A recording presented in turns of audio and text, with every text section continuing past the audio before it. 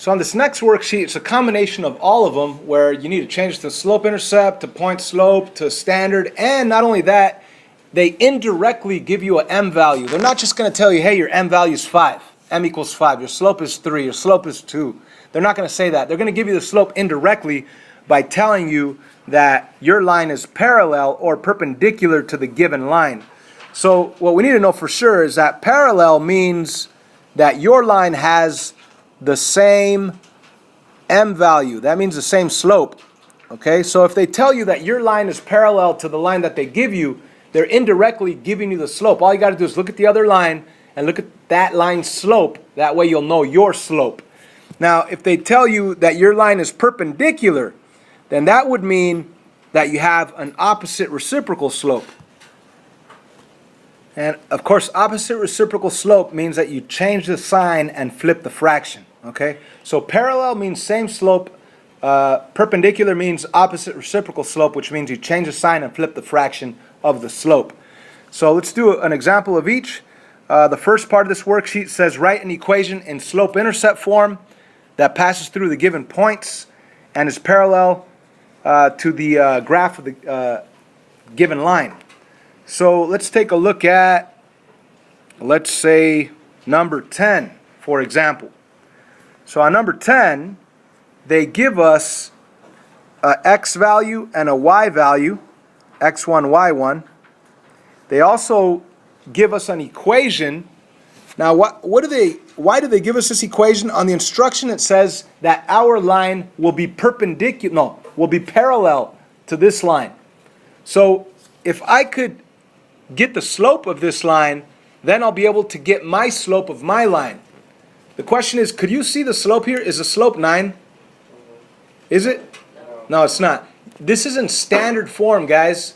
In order for you to see the m, it either has to be in point slope form or in slope-intercept form. Cannot be in standard form. Remember, standard form is ax plus by equals c. There is no m involved. So you need to change it to y equals mx plus b. So the first thing to do would be to modify that equation to get y equals mx plus b. So I would subtract 9x and subtract 9x, and I would have 3y equals negative 9x plus 8. My next step to change it to slope-intercept form would be to divide by 3, divide by 3, divide by 3. So my new equation that I've changed from standard form to slope-intercept would be y equals 9 divided by 3 is 3, and it's negative 3 with an x, plus 8 divided by 3 I can't do. I'm going to leave it like that. Now, who cares about that 8/3? Because the only thing I care about is that my line is parallel to this line. Now, what does that mean, that my line is parallel to this line? My line has the same slope. So what slope does this guy have? This guy has negative 3 as a slope. So that means that the m value from my equation is negative 3, the same exact thing. What's the matter with me? Okay, so m equals negative 3. Okay, so they want us to write it in slope-intercept form. They wanted us to find out the equation in slope-intercept form given the point and given that it's parallel to this one. Okay, I already changed it to slope-intercept so I could see the slope, so I could conclude that my slope will be the same thing. Now I'm going to use the point and the slope to write it in slope-intercept form or point-slope form. I'm going to go for point-slope just to change things up. Point-slope is y minus y1 equals m parentheses x minus x1. So when I plug in my y1 value, my x1 value, and my m value, I will have y minus y1, that's negative 4, equals m, which is negative 3, parenthesis x minus x1, which is negative 1, and then close parenthesis. Now that's in point slope form, but they want us to write it in slope-intercept form.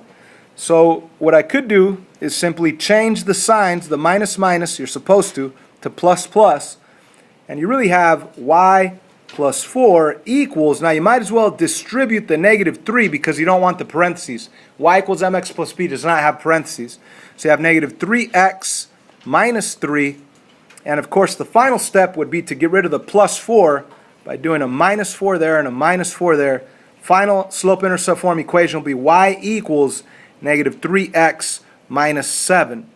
So there's my slope-intercept form equation given the information that my line passes through negative 1, negative 4 and is parallel to this guy. So that was when they give you the info that your line is parallel. Let's do one down here where they give you the info that your line is perpendicular. So I want to go with, pick an even number.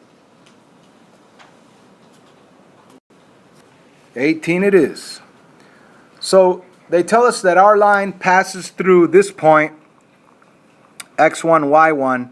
They also tell us that our line is perpendicular to this equation's slope, right? Or perpendicular to that line. So you can't even see the slope yet. The slope is not 3. What you got to do is rewrite it in slope-intercept form first so you could see the m value. So I want to subtract 3x on both sides. I want to rewrite it. 12y equals negative 3x minus 6. Final step would be to divide by 12, divide by 12, divide by 12. So you have y equals negative 3/12 reduces down to negative 1/4 with an x, and negative 6/12 reduces down to negative 1/2. This is your slope-intercept form equation that was given to you. I took the standard form, changed it to slope-intercept. Now the whole purpose of changing it to slope-intercept is to identify this guy, the slope. So this slope is negative 1/4. That means that my slope is the negative reciprocal of this slope. So what's my slope going to be if it's going to be the negative reciprocal of this slope? 4, right? So I know that my m value is 4. I know I have some points. So I could use my point slope form equation to get my equation, but then I'm going to have to change it to slope-intercept. So y minus y1, that's going to be y minus y1 is negative 7 equals m, which is 4, parenthesis x minus x1, which is negative 1, and of course change the minus minus to plus plus on both of those situations.